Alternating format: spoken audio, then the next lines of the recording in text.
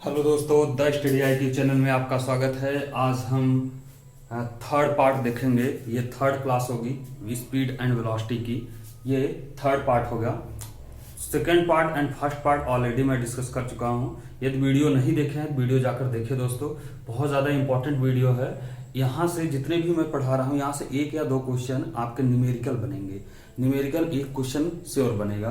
तो speed and velocity है। यदि वीडियो पर चैनल पर नए हैं दोस्तों तो चैनल को सब्सक्राइब कर लें। द स्टडी आई को चैनल को सब्सक्राइब कर लें, जिससे कि एक कंटिन्यू वीडियो, एक साइंस की एक या दो वीडियो पर डे आएगा। आप उससे देखेंगे बहुत ज़्यादा हेल्पफुल मिलेगा। ठीक है। और वीडियो अगर अच्छी लगे तो वीडियो को लाइक करें, शेयर करें। ओके, सो स्टार्ट करते हैं हम वीडियो। इसमें क्या है दोस्तों कि बल क्या होता है। पहले हम बल, स्पीड और वेलोसिटी ऑलरेडी मैं डिस्कस कर चुका हूं। डिस्टेंस और विस्थापन मींस दूरी और विस्थापन भी डिस्कस कर चुके हैं। वहां पर एक एक क्वेश्चन भी मैं कराया हूं। ठीक है। यहां पर आज हम डिस्कस करते हैं बल क्या होता है। तो दोस्तों, जैसा कि हमें पता है कि बल जो होता है वो द्रव्यमान गुणे त्वरण होता है। अब त्वरण क्या होता है वो भी मैं डिस्कस कर चुका हूं। त्वरण होता है वेग परिवर्तन की दर को त्वरण कहते हैं। मतलब एक शुरुआत की वेलोसिटी होती है, एक अंतिम वेलोसिटी होती है, इनके बीच में जो डिफरेंस आता है उसी को हम क्या बोलते हैं, त्वरण बोलते हैं। जितने टाइम में डिफरेंस आएगा उसी को हम बोलेंगे त्वरण। तो यहाँ पर जब एक होता है द्रव्यमान, तो द्रव्यमान जो होता है, अगर किसी वस्तु का द्रव्यमान बहुत ज्यादा है तो उसका दोस्तों त्वरण भी बहुत ज्यादा होगा और उसकी इतनी शक्ति होगी कि सामने वाले को उसको त्वरण में, मतलब उसको अपना फोर्स लगा के उसको हटा सकता है। लेकिन अगर द्रव्यमान कम होगा तो त्वरण कम हो जाएगा, मतलब वेलोसिटी कम हो जाएगी। मतलब अगर हम दीवार को बल लगाएं तो दीवार भी हमारे ऊपर बल लगाएगा। तो हमारा अगर दीवार का द्रव्यमान ज्यादा है तो दीवार खिसकेगा नहीं, हम खिसक जाएंगे, लेकिन दीवार नहीं, दीवार उसी स्थान पर स्थिर रहेगा। ठीक है। लेकिन अगर दीवार कमजोर है, हमारा द्रव्यमान ज्यादा है, उसका द्रव्यमान कम है, तो हम दीवार को धक्का देंगे, दीवार गिर जाएगा। ठीक है। तो वो डिपेंड करता है द्रव्यमान के ऊपर, किसका कितना द्रव्यमान है, उसी के अकॉर्डिंग क्या होता है, त्वरण अप्लाई होता है, एक्सीलरेशन अप्लाई होता है। ठीक है। तो ये जो त्वरण होता है वो एक्सीलरेशन और द्रव्यमान के ऊपर डिपेंड करता है। जैसा द्रव्यमान होगा उसी टाइप से हम वर्क करेगा। ठीक है। अब द्रव्यमान का जो ये बल होता है, अब इसका मात्रक क्या होता है, तो दोस्तों इसका होता है, द्रव्यमान का होता है किलोग्राम और त्वरण का होता है मीटर पर सेकेंड। ठीक है। किलोग्राम मीटर पर सेकेंड स्क्वायर होता है। ये मीटर पर सेकेंड स्क्वायर त्वरण का होता है और किलोग्राम इसका होता है। तो अगर इसका मात्रक पूछे तो किलोग्राम मीटर पर सेकेंड स्क्वायर या किलोग्राम मीटर सेकेंड पावर -2 ये भी होगा। दूसरा ये होगा द्रव्यमान बल जो है, इसको न्यूटन ने सर्च किया था तो इसीलिए न्यूटन अपना नाम दे दिए हैं। जो बल का मात्रक होता है वो न्यूटन होता है। क्या होता है दोस्तों, न्यूटन होता है। तीसरा जो मात्रक है सीजीएस मात्रक, ये भी रेलवे कभी कभी पूछ लेता है। तो रेलवे का कोई भरोसा नहीं दोस्तों, कहां से क्वेश्चन पूछ दे ये कोई नहीं जानता। ठीक है। तो सीजीएस मात्रक क्या होता है, डाइन होता है। बल का जो मात्रक होता है सीजीएस, अगर पद्धति में देखा जाए, सीजीएस फॉर्म में देखा जाए, तो सीजीएस फॉर्म में जो बल का मात्रक होता है वो डाइन होता है। और अगर एसआई मात्रक देखा जाए तो ये न्यूटन होता है। ठीक है। दूसरा ये है कि 1 न्यूटन बराबर कितना होता है, तो 1 न्यूटन बराबर होता है 10⁵ डाइन होता है। 1 न्यूटन बराबर कितना होता है दोस्तों, 10⁵ डाइन होता है। ठीक है। 10⁵ डाइन होता है। ये क्वांटिटी याद रखेंगे, रेलवे पूछता है बहुत ज्यादा। ठीक है। अब नेक्स्ट हम देखते हैं, जब कोई हमारा, जैसे कि कोई सामान है या मैं गति कर रहा हूं या हमारी बाइक गति कर रही है या कुछ भी जब गति करता है तो अचानक से वो कहीं ना कहीं जाकर रुक जाता है। तो ऐसा क्यों होता है, क्यों रुकता है, तो दोस्तों उस पर एक त्वरण अप्लाई होता है। ठीक है। जो इसी बल का जस्ट अपोजिट होता है फ्रिक्शन। फ्रिक्शन में क्या होता है दोस्तों, इसको समझ लीजिए। फ्रिक्शन क्या होता है, तो फ्रिक्शन जो होता है, फ्रिक्शन जो होता है, अगर गति के अपोजिट में एक बल लगाता है उसी को बोलते हैं फ्रिक्शन। ठीक है। मतलब अगर आप उस साइड जा रहे हैं तो आप नीचे जमीन आपको रोकने की कोशिश करेगा, कहेगा रुक जाओ। ठीक है। तो इसको बोलते हैं फ्रिक्शन। सपोज जैसे ये जमीन है, ये कोई प्लेन है और प्लेन पर एक बॉक्स रखा गया है, ये बॉक्स है। तो बॉक्स को इधर खींचेंगे, तो इधर खींचेंगे। ठीक है। ये बल लगा रहे हैं F, इधर खींच रहे हैं। तो इस पर एक ये जो है इस पर फोर्स लगाएगा, ये जो सरफेस है इस पर फोर्स लगाएगा, ठीक है, इस टाइप का फोर्स लगाएगा। तो ये रोकने की कोशिश करेगा, आप खींचेंगे तो इधर एक और बल लगेगा जिसको बोलते हैं फ्रिक्शन, जिसको बोलते हैं फ्रिक्शन, ठीक है। घर्षण बल लगेगा, मतलब घर्षण मतलब ये इसको रोकेगा, रोकने की कोशिश करेगा, ठीक है। तो गति के अपोजिट में जो बल लगता है उसी को बोलते हैं फ्रिक्शन। फ्रिक्शन को दोस्तों कम भी किया जा सकता है और बढ़ाया भी जा सकता है। कम कैसे किया जाता है, जैसे सरफेस पर हम स्नेहक डाल दें। अब स्नेहक क्या होता है, स्नेहक जैसे हम तेल डाल दें, अगर इस पर हम आयर डाल दें तो इसका फ्रिक्शन कम हो जाएगा, और फ्रिक्शन कम हो जाएगा तो दोस्तों ये आसानी से, जितना बल ज्यादा पहले लग रहा था अब उतना बल नहीं लगेगा, अब आसानी से हम इसको खींचा जा सकता है। इसको हम क्या कर सकते हैं, खींच सकते हैं, ठीक है। तो हम स्नेहक मिला के फ्रिक्शन को कम कर सकते हैं, किससे, स्नेहक मिला के फ्रिक्शन को कम कर सकते हैं। और फ्रिक्शन हमेशा गति के अपोजिट में बल लगाता है, गति के अपोजिट में बल लगाता है। जैसे अगर हम चल रहे हैं तो क्यों चल रहे हैं, क्योंकि जमीन इसके अपोजिट में बल लगाएगा और हम आगे की ओर बढ़ेंगे, ठीक है। तो गति के मतलब ये न्यूटन का थर्ड लॉ पर अप्लाई है, ठीक है। तो फ्रिक्शन जो होता है, जब किसी चीज को हम खींचते हैं तो उस पर एक फोर्स लगाता है और उसको रोकने की कोशिश करता है, इसी को बोलते हैं घर्षण बल, ठीक है, इसी को बोलते हैं घर्षण बल। बिल्कुल जो घर्षण बल होता है वो बल का जस्ट अपोजिट होता है, ठीक है। आई होप समझ में आ रहा होगा दोस्तों, ठीक है। अब नेक्स्ट देखते हैं, जब कोई गति, जब कोई सामान या कोई वस्तु जब समान त्वरण से आगे की ओर जा रहा है, पीछे की ओर जा रहा है, तो देखते हैं कुछ टाइम बाद उसकी वेलोसिटी चेंज हो जाएगी।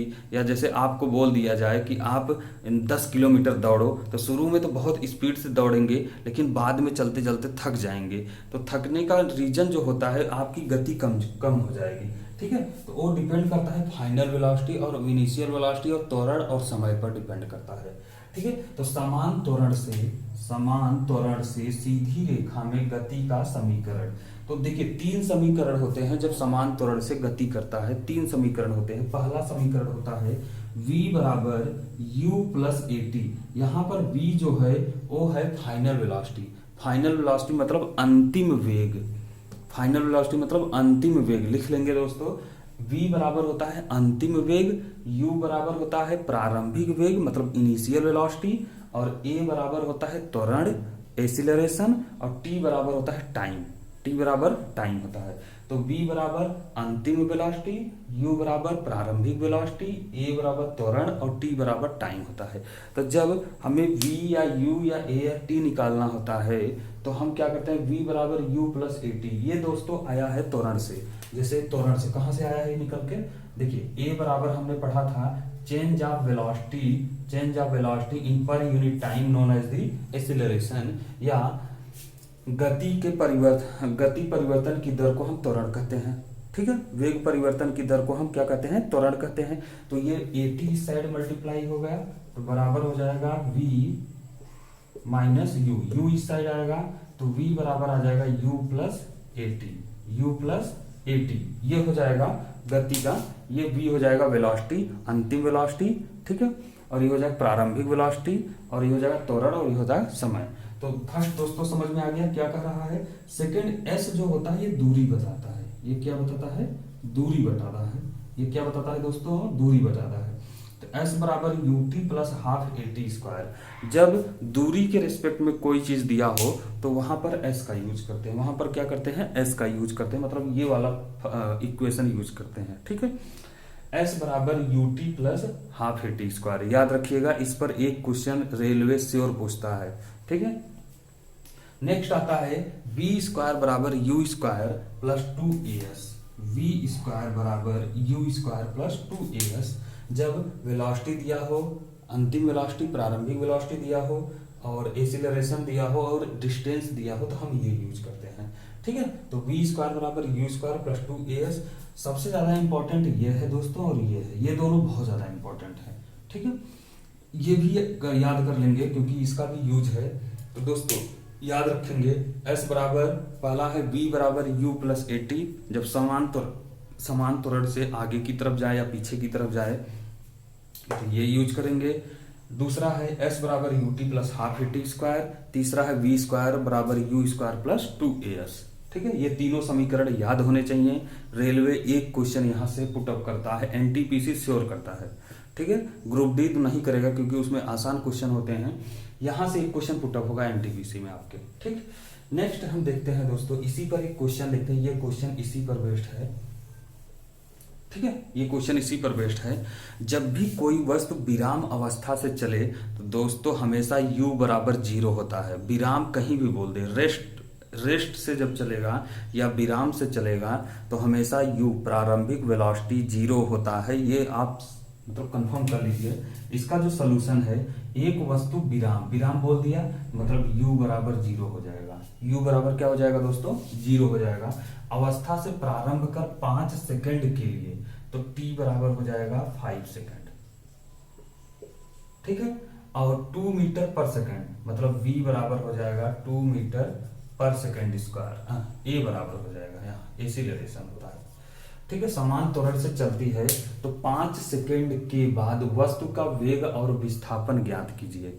तो 5 सेकंड के बाद वस्तु का वेग और विस्थापन ज्ञात कीजिए। तो ये वाला फॉर्मूला लगाएंगे दोस्तों। तो v बराबर u प्लस ए टी। तो v दिया नहीं है, कैलकुलेट करना है। u 0 दिया है, प्लस a 5 मीटर और प्लस t 2 सेकंड। 5 सेकंड यहाँ 2 आएगा और यहाँ आएगा 5, तो आ जाएगा v बराबर 10 मीटर पर सेकंड। ये आ जाएगा v, मतलब अंतिम वेग 5 सेकंड के बाद जो वेग होगा वो कितना होगा दोस्तों? 10 मीटर पर सेकंड होगा। कितना होगा?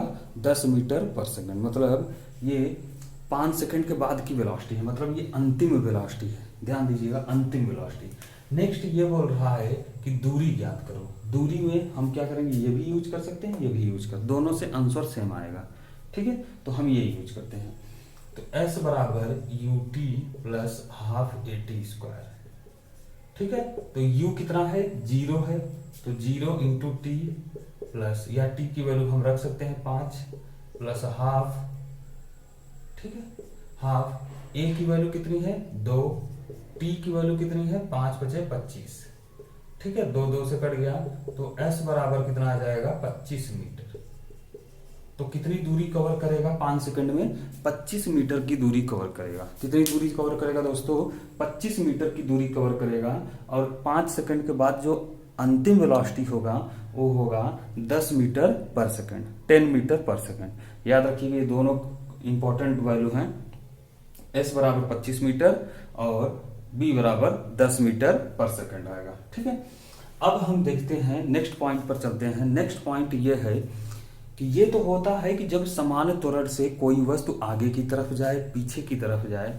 अब नेक्स्ट ये होता है कि जब समान त्वरण से आप ऊपर जाएं, कोई वस्तु अगर ऊपर फेंक दें, कोई वस्तु ऊपर से नीचे गिर रही है, तो उसके वेलोसिटी में क्या चेंजेस आएगा, ठीक है। अंतिम वेलोसिटी क्या होगा, प्रारंभिक वेलोसिटी क्या होगा, ये सारी चीजें हैं। तो देखिए, जब कोई वस्तु नीचे से ऊपर फेंकी जाती है तो दोस्तों जब नीचे से ऊपर जाएगी तो कहीं ना कहीं जाकर अपनी ऊपर की किसी भी पीक पॉइंट पर जाकर रुक जाएगा वैल्यू। मतलब कोई अगर हम सपोज करो एक पिंड है, कोई बॉडी है, उसको फेंके ऊपर की तरफ, ठीक है, छोटा सा, ठीक। अब ऊपर कहीं ना कहीं जाकर वो रुकेगा श्योर, फिर रुक के फिर वो नीचे आएगा। जिस टाइम वो रुकेगा उस टाइम वहां की जो वेलोसिटी होती है u बराबर 0, मतलब वो u बराबर 0। लेकिन जब नीचे से फेंकेंगे तो v बराबर 0। जो नीचे से फेंकेंगे मतलब जो नीचे की वेलोसिटी होगी v 0 होगा, और ऊपर जाने पर शुरुआत की वेलोसिटी जो होगी वो अंतिम वेलोसिटी हो जाएगी। देखिए ऐसे एक वस्तु, जैसे कि हमने यहां से एक वस्तु यहां फेंका तो यहाँ v बराबर 0 हो जाएगा, और u बराबर, देखिए u बराबर कुछ होगा, एक वस्तु को 50 मीटर पर सेकंड के वेग से ऊर्ध्वाधर ऊपर की ओर फेंका जाता है। तो ऊपर की ओर 50 मीटर पर, मतलब शुरुआत की वेलोसिटी है 50 मीटर पर सेकंड की वेग से फेंका जाए, मतलब अंतिम वेलोसिटी 0 हो जाएगा, कहीं कहीं जाकर रुक जाएगा, ठीक है। शुरुआत में मतलब यहां से जाकर रुक जाएगा, या तो ऐसे आप देख लीजिए। देखिए यहाँ प्रारंभिक वेलोसिटी 50 मीटर पर सेकंड है, अब यहाँ अंतिम में जाकर कहीं रुक गया। बात समझ रहे हैं? अंतिम में मतलब ऊपर जाके कहीं न कहीं रुक जाएगा, कहीं कहीं रुकेगा। रुकने के बाद अब वो अपना डायरेक्शन चेंज करेगा। पहले ऊपर की तरफ जा रहा था, अब नीचे की तरफ आएगा। तो जब नीचे जहां रुकेगा ये जहां रुकेगा, अब इसको प्रारंभिक मान लेंगे, जैसे कि यहां सपोज करो है, अब इधर आएगा, नीचे की तरफ आएगा, तो अब जो है यहां से गया तो ये जो है u बराबर 0 हो जाएगा। अब यहाँ v बराबर कुछ आएगा और यही कैलकुलेट करना है, v बराबर कैलकुलेट करना है। ठीक है, तो पहले हम ये लगाएंगे, ऊर्ध्वाधर ऊपर की ओर फेंका जाता है। जब ऊपर की ओर फेंका जाएगा, जब वस्तु नीचे की ओर आ रही हो, जब वस्तु देखिए दोस्तों, जब नीचे की ओर आते हैं तो ग्रेविटी बढ़ती जाती है, जो गुरुत्वीय त्वरण होता है वो बढ़ता जाता है, इसीलिए यहाँ प्लस यूज करते हैं। ठीक है, तो v बराबर u प्लस जी टी, जब नीचे की ओर आ रही हो तो यहाँ प्लस यूज किए, और v बराबर v स्क्वायर बराबर u स्क्वायर प्लस 2gs और s बराबर ut plus half G T square. नहीं, जब हम कोई वस्तु ऊपर की ओर फेंकते हैं तो ग्रेविटी घटती है। ग्रेविटी क्या होती है? घटती है, मतलब गुरुत्वीय त्वरण घटता है जब ऊपर की तरफ जाता है। जैसे आप ऊपर जाइए, धीरे धीरे धीरे धीरे ऊपर जाएंगे तो ग्रेविटी घटती जाएगी, और ग्रेविटी घटती जाएगी तो प्रेशर बढ़ता जाएगा, और प्रेशर बढ़ता जाएगा तो ब्लड, अंदर का ब्लड बाहर चलाएगा। ठीक है, अंदर का ब्लड क्या होगा? बाहर चलाएगा। जैसे माउंटेन, जब एवरेस्ट पर आप चढ़ने लगिए तो ऊपर वाले पॉइंट पर ऑक्सीजन ले जाना पड़ता है। ठीक है, और माउंटेन पर अभी आप चढ़ जाइए, जो हार्ट अटैक के बीमारी वाले इंसान हैं उनको चढ़ने नहीं दिया जाता, क्योंकि ऊपर जाने पर प्रेशर बढ़ जाएगा, ग्रेविटी घट जाएगी, और प्रेशर बढ़ जाएगा तो जिससे अंदर का ब्लड बाहर आ जाएगा।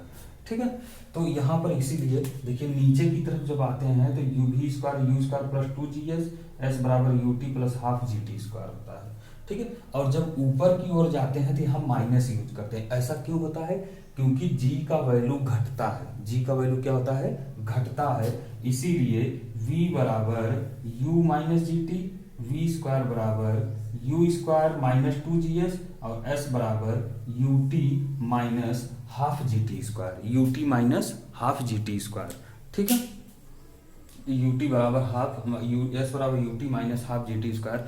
जब आप ऊपर की तरफ जाएंगे तो ग्रेविटी घटेगा, तो ग्रेविटी घटेगा तो इसलिए यहाँ माइनस लग जाएगा, यहाँ माइनस लग जाएगा, यहाँ माइनस लग जाएगा, ये सिंपल सी बात है। लेकिन जब नीचे की तरफ आएंगे तो ग्रेविटी बढ़ेगा, जैसे जैसे जमीन के पास आएंगे ग्रेविटी बढ़ेगा और आपको खींच लेगा जमीन। ठीक है, स्पीड बढ़ती जाती है जैसे जैसे जमीन के पास आते जाते हैं।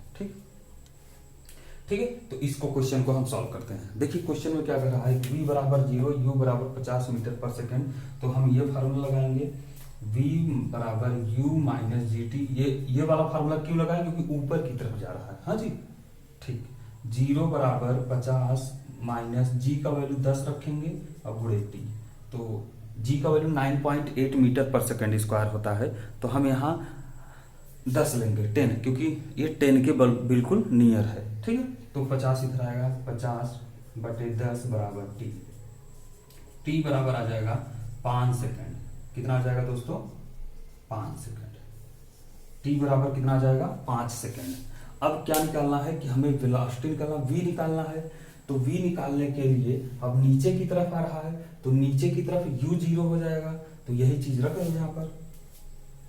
अब नीचे की तरफ के लिए ये फार्मूला यूज करेंगे, तो v बराबर, ये यहाँ पर मैं यहाँ कैलकुलेट कर दे रहा हूँ दोस्तों, u प्लस जी टी, तो u तो 0 है, तो v बराबर 0 प्लस 10 गुणे 5 और 10 बचे 50 मीटर पर सेकेंड। ठीक है, देखिए टाइम, जितने टाइम में ऊपर जाएगा उतने टाइम में ही नीचे आएगा। ठीक है, बिल्कुल सेम टाइम होता है।